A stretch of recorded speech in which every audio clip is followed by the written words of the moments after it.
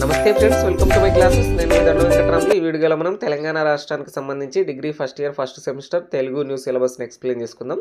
ఇది రాష్ట్రంలో ఉన్నటువంటి అన్ని కోర్సుల వాళ్ళకు, అంటే BA, BCom, BSc, BBA, BSW అందరికీ ఇది కామన్ సబ్జెక్టు.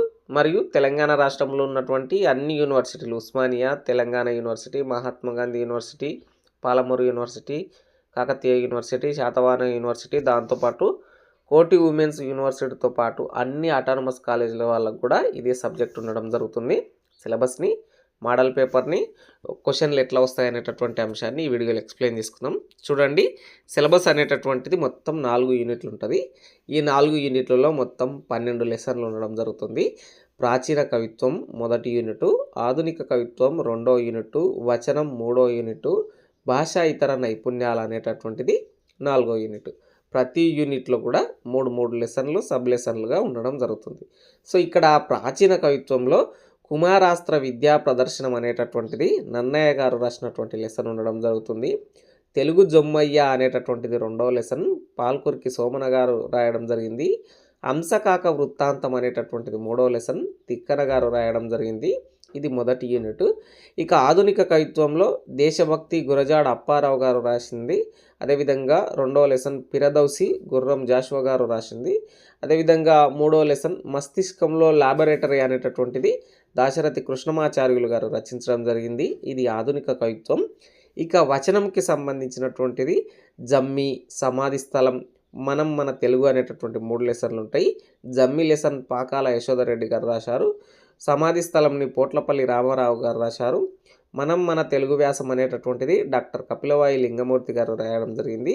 ఇక 4th యూనిట్ ఏదైతే ఉంటుందో భాషా ఇతర నైపుణ్యాలు అనేటటువంటిది, ఇందులోకి వెళ్ళి ఒక ఎస్ఏ క్వశ్చన్ మరియు 2 షార్ట్ క్వశ్చన్లు వచ్చేటటువంటి అవకాశం ఉంది. తెలుగు వాక్యం అనేటటువంటిది మొదటి లెసన్, ఇందులో తెలుగు వాక్యము, వాక్య రీతుల గురించి ఉండడం జరుగుతుంది. 2వ లెసన్ ప్రచార ప్రసార మాధ్యమాలు, రచనా పద్ధతులకు సంబంధించింది ఉంటుంది. ఇక 3వ లెసన్ వికీపీడియా పరిచయం, వినియోగ విధానాలు అనేటటువంటిది 3వ లెసన్గా ఉండడం జరుగుతుంది. సో ఇక్కడ చూడండి, మొదటి యూనిట్లో ఉన్నటువంటి కుమారాస్త్ర విద్యా ప్రదర్శనం, తెలుగు జొమ్మయ్య, హంసకాక వృత్తాంతం అనేటటువంటి టాపిక్ల నుంచి మీకు పద్యాలకు సంబంధించినటువంటి కంటెంట్ ఉండడం జరుగుతుంది. సో కుమారాస్త్ర విద్యా ప్రదర్శనంలో మీకు పద్యం ప్రతిపదార్థాలు అనేటటువంటి క్వశ్చన్ రావడం జరుగుతుంది. సో ప్రాచీన కవిత్వము, ఆధునిక కవిత్వాల నుంచి మీకు కవి పరిచయంతో క్వశ్చన్, షార్ట్ క్వశ్చన్ కూడా రావడం జరుగుతుంది. సో ఇక్కడ భాషా ఇతర నైపుణ్యాలు అనేటటువంటిది ఉంది కదా, ఇది ఒక ఎస్ఏ క్వశ్చన్ వస్తుంది. అంటే 6 ఆప్షన్తో ఉన్నప్పుడు ఒక ఎస్ఏ క్వశ్చన్ వస్తుంది. మరియు పైన షార్ట్ క్వశ్చన్లు 2 వచ్చేటటువంటి అవకాశం ఉంటుందన్నమాట. సో ఇక్కడ క్వశ్చన్ పేపర్ ప్యాటర్న్ చూసినట్లయితే, question paper pattern part A, part బిగా ఉండడం జరుగుతుంది. పార్ట్ ఏలో మొత్తం 8 క్వశ్చన్లు ఉంటాయి. 8 క్వశ్చన్లో 5 క్వశ్చన్లు రాయాలి. ప్రతి ప్రశ్నకు 4 మార్కులు ఉంటాయి. ఓవరాల్గా పార్ట్ ఏలో 20 మార్కులు అనేటటువంటివి ఉంటాయి. ఇక పార్ట్ బిలో 6 ఆప్షన్తో మొత్తం 5 క్వశ్చన్లు అంటే 10 క్వశ్చన్లుగా రావడం జరుగుతుంది. అన్ని క్వశ్చన్లకు ఆన్సర్లు రాయాలి. అంటే 5 క్వశ్చన్లు 6 ఆప్షన్తో ఎంచుకొని రాయాలి. ప్రతి ప్రశ్నకు ఏ లేదా బి క్వశ్చన్స్ అని చెప్పి ఉంటాయి కదా. సో 5 క్వశ్చన్లు రాయాలి.